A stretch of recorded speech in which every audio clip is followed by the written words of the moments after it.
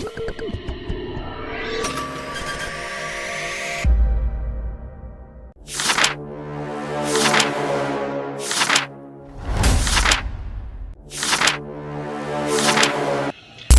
guru di seluruh Indonesia, perkenalkan nama saya Igusti Ayu Agung Putri Utami. Saya berasal dari SMK Negeri 1 Kubu, Kabupaten Karangasem, Provinsi Bali. SMK Negeri 1 Kubu terletak di Desa Kubu, Kecamatan Kubu, Kabupaten Karangasem, Provinsi Bali. Jarak dari sekolah ke tempat tinggal saya kurang lebih sekitar 40 km. Saya menempuh perjalanan 1 jam untuk mencapai sekolah ini. Sekalinya hujan di Kubu, terjadi banjir yang besar yang mengganggu akses saya saat pulang sekolah. Walaupun banyak kendala yang harus saya hadapi, tapi tidak pernah menyurutkan semangat saya untuk menjalankan tupoksi, aktif berkontribusi, dan tangguh berdedikasi. Siswa SMK cenderung lebih menyukai praktek produktif yang sesuai kejuruannya dibandingkan belajar teori di dalam kelas. Apabila kelas disetting kurang menarik, maka siswa menjadi mudah bosan dan pembelajaran menjadi tidak bermanfaat. Guru mapel adaptif seperti saya perlu memikirkan berbagai metode kreatif baik di dalam maupun di luar kelas agar pengalaman yang ditransfer dapat dipakai dengan efektif.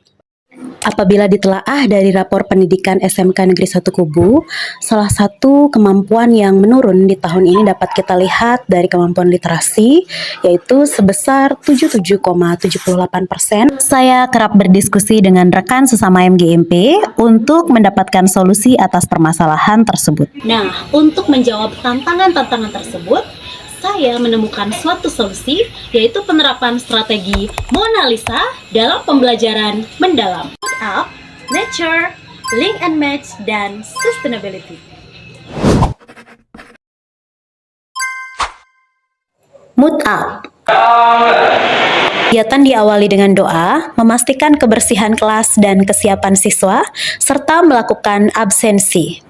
Selanjutnya dilakukan kegiatan Mood Up agar siswa siap secara fisik maupun mental.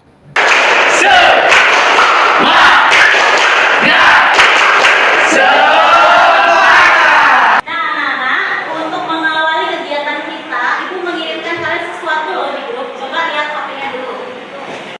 Selanjutnya, siswa diberikan ruang untuk berliterasi dengan diberikan bahan fiksi sains dari cuplikan cerita Si Buncing dari buku yang saya tulis sendiri.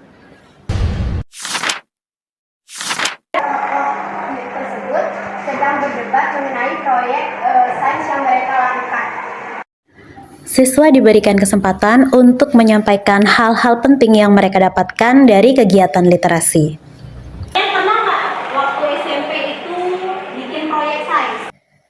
Tes awal dilakukan secara lisan untuk mendiagnosis pengalaman siswa terhadap praktek atau proyek sains sewaktu SMP. Akan merancang suatu proyek sains yang berkaitan dengan topik kita, yaitu zat dan perubahannya. Kegiatan apersepsi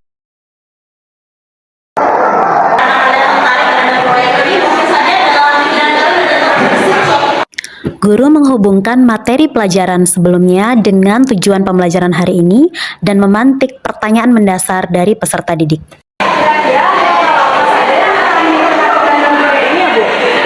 Siswa diorganisasi untuk mencari jawaban pertanyaan melalui kegiatan kelompok. Menggunakan berbagai media, baik itu audio, visual maupun audiovisual.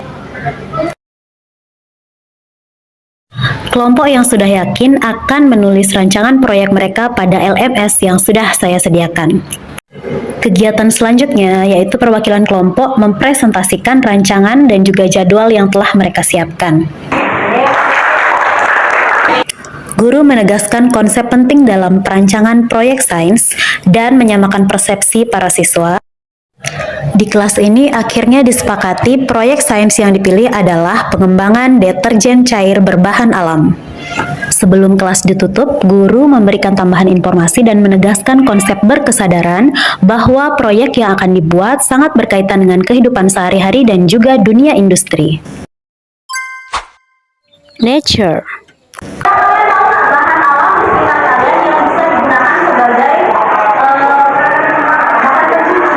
Guru memberikan penugasan agar siswa mencari informasi di masyarakat mengenai bahan alam yang bisa digunakan sebagai deterjen. Bisa digunakan di laundry, Bu, sesuai dengan jurusan kita pelajaran. Kuis yang diberikan melalui Playground.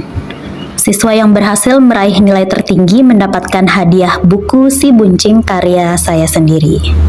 Harapannya siswa akan lebih termotivasi untuk belajar, meningkatkan minat membaca dan literasi. Terakhir, kegiatan ditutup dengan doa. Siklus 2 praktek pembuatan deterjen berkolaborasi dengan guru IPAS lainnya, diawali dengan kegiatan pengarahan. Selanjutnya, pembuatan foam booster dari bahan-bahan alam yang sudah dibawa oleh siswa. Bersamaan dengan itu, sebagian siswa membuat larutan mes pada kompor yang tersedia di kitchen. Persediaannya terbatas dan kita tidak mempunyai laboratorium IPA. Berikutnya dilakukan pencampuran.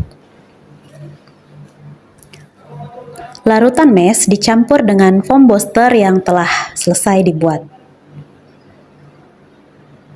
Kemudian hasil pencampuran tersebut didinginkan selama 24 jam. Link and match. Untuk kelas 10 PH1 ya, hari ini kita akan melakukan pembelajaran di laundry terkait dengan TEPA laundry, pakai untuk produk dari buatan kalian sendiri. Setelah tadi kalian sudah briefing di depan, sekarang kita langsung praktek untuk pemakaian di mesin cucinya ya. Pada siklus ketiga, dilakukan kolaborasi dengan guru mapel produktif yang mengampu pembelajaran laundry di sekolah. Guru mendemonstrasikan mencuci di depan perwakilan kelompok atau yang disebut dengan kelompok ahli. Selanjutnya, kelompok ahli mendemonstrasikan pada anggotanya. Bisa normal. Untuk satu pakaiannya 1 kilo, airnya cukup di 5 liter saja. Kemudian deterjennya cukup 1 sloki ini saja. Sustainability berkaitan dengan pengembangan produk. Salah satunya dilakukan melalui kolaborasi dengan guru kewirausahaan digital untuk belajar membuat label produk. Ini bertujuan memberikan inspirasi wirausaha bagi anak. Nah, untuk membuat logo atau labelnya ini kan bisa beberapa aplikasi yang bisa dipakai. Saya akan ajarkan caranya membuat logo menggunakan tanpa melalui laptop ya.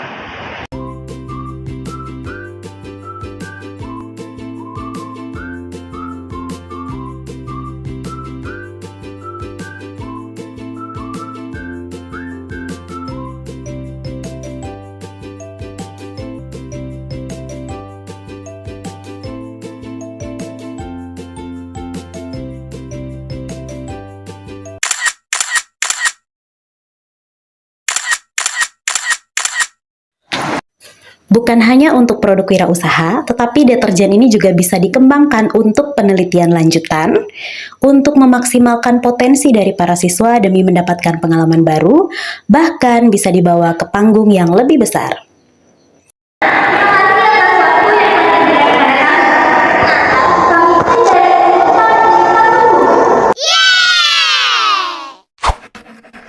Adapun respon yang diberikan oleh siswa dapat dilihat dari hasil angket respon yang diberikan melalui Google Form. Antara lain yang pertama, kesan siswa setelah mengikuti kegiatan itu 75,9% menyatakan sangat menyenangkan. Yang kedua, mengenai seberapa jauh siswa menyadari bahwa konsep IPAS itu berkaitan dengan praktek laundry-nya. Antara lain 72,4% menyatakan sangat setuju.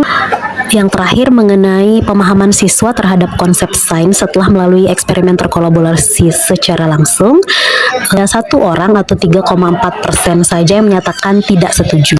Nah, strategi Mona Lisa ini tidak hanya saya terapkan di dalam kelas, tetapi juga saya gunakan untuk membina siswa dan siswi saya di luar kelas untuk memaksimalkan potensi mereka, baik di bidang akademis maupun non-akademis. Proyek kali ini sangat seru, karena saya dapat belajar cara membuat deterjen dan juga saya dapat belajar cara melaundry pakaian. Sangat bermanfaat. Hanya dengan 1 sloki ini kita bisa mencuci 1 kilo pakaian. IPA kali ini inovatif ya, selain ramah lingkungan juga bisa membantu dalam praktek laundry di sekolah dan pembelajaran di perhotelan. Menurut saya, pembelajaran yang dilakukan sudah sangat bagus, di mana sudah berkolaborasi dengan guru produktif. Menurut Mama sih itu bagus sekali, tidak hanya belajar dalam kelas dan menghasilkan sesuatu yang bermanfaat dari bahan-bahan alami yang ada dalam sekitar.